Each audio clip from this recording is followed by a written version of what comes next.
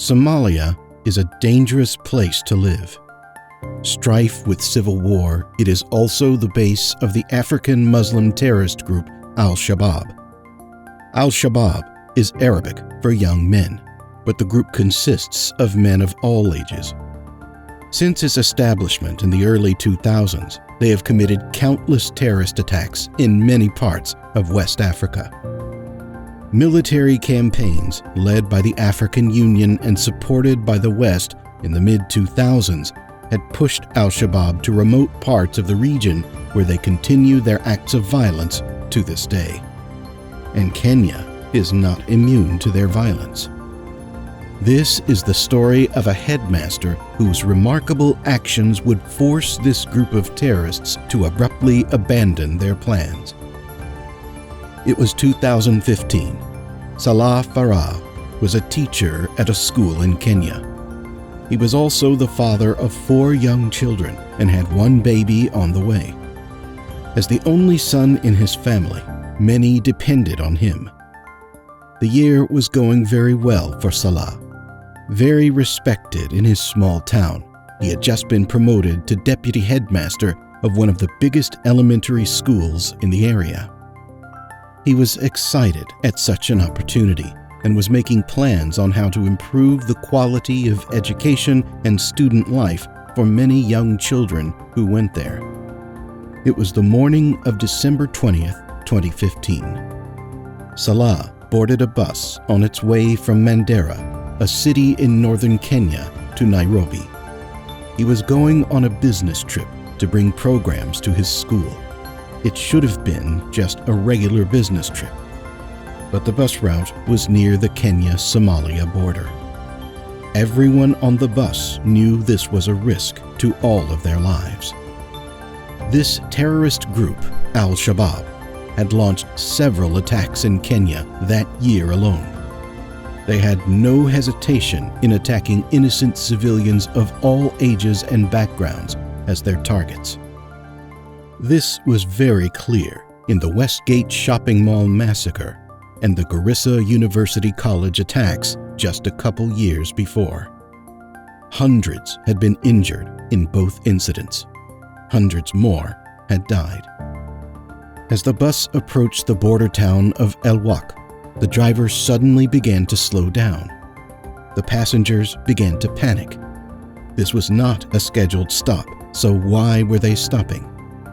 On the highways, Al-Shabaab especially targeted Christians in a specific pattern by separating passengers based on faith.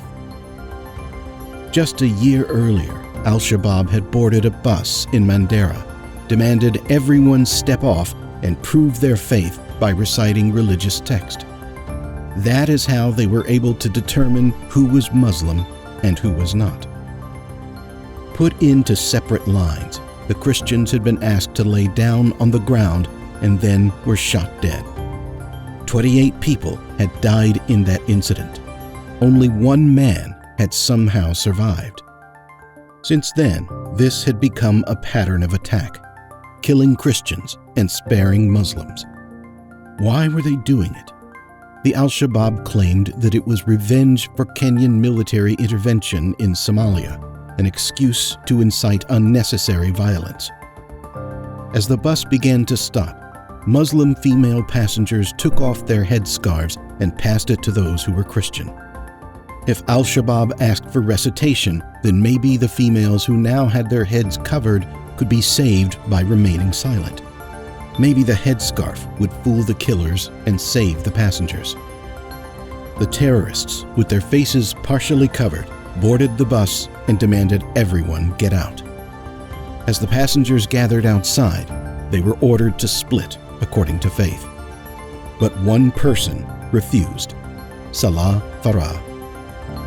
Knowing that the Christians would be massacred as soon as they were identified, others joined him in saying no. "Kill us all or leave us alone," they said to the terrorists who stood before them. As Salah argued with the armed men, shots were fired. Chaos erupted on the busy street, and the militants escaped, leaving behind 2 dead and 3 injured. A young boy had been struck. A man who had turned to flee into the bushes had also been hit. Salah had been shot in the hand and the hip and was left in critical condition. There was no way to move him without causing further damage, so he was airlifted to Nairobi for medical treatment. Why did Salah do it? When he was asked, he said, "We, Christians and Muslims, are brothers. We should live together peacefully."